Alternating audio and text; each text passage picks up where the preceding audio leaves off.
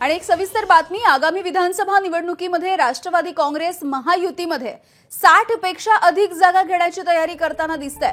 राष्ट्रवादी काँग्रेसचे सध्या 54 आमदार, यासोबतच काँग्रेसचे 3 आमदार आणि अपक्ष 3 आमदार आपल्या सोबत असल्याचा अजित पवार यांचा युवकांच्या मेळाव्यामधून उल्लेख झालेला आहे। काँग्रेसचे हिरामण खोसकर, झिशान सिद्दीकी आणि सुलभा खोडके या लवकरच आपल्या सोबत येणार असल्याची माहिती सुद्धा अजित पवार यांनी दिली आहे। यासोबतच अपक्ष आमदार देवेंद्र भुयार, संजय मामा शिंदे आणि शेकापचे श्यामसुंदर शिंदे हे सुद्धा आपल्या सोबत येतील असाही उल्लेख त्यांनी केलाय।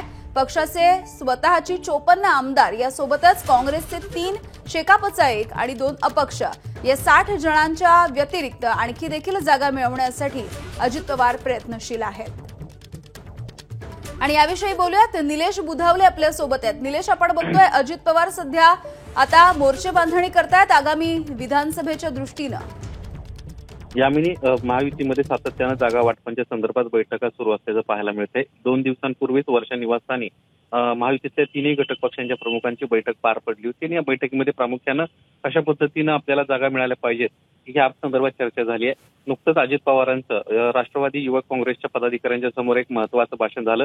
काल रात्री उशिरा हे भाषण झालं। या भाषणामध्ये अजित पवारांना स्पष्ट केलेलं आहे की राष्ट्रवादी काँग्रेस पक्षाचे स्वतःचे जे 54 आमदार आहेत त्या व्यतिरिक्त आणखीन 3 आमदार आपल्या सोबत आहेत, 2 अपक्ष आणि 1 शेकापचे श्यामसुंदर शिंदे, असे जवळपास 60 एकूण जागा आपल्या सध्या ताब्यात आहेत।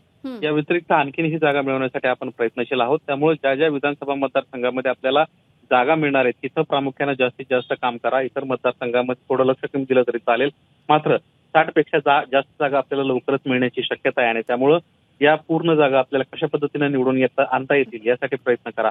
यामध्ये काँग्रेसचे कोण आमदार असतील तर त्याच्यामध्ये प्रामुख्याने हिरामण खोसकर, झिशान सिद्दीकी आणि सुलभा खोडके यांच्या नाव। अगदी धन्यवाद निलेश या सगळ्या अपडेट्ससाठी। एबीपी माझा, उघडा डोळे बघा नीट।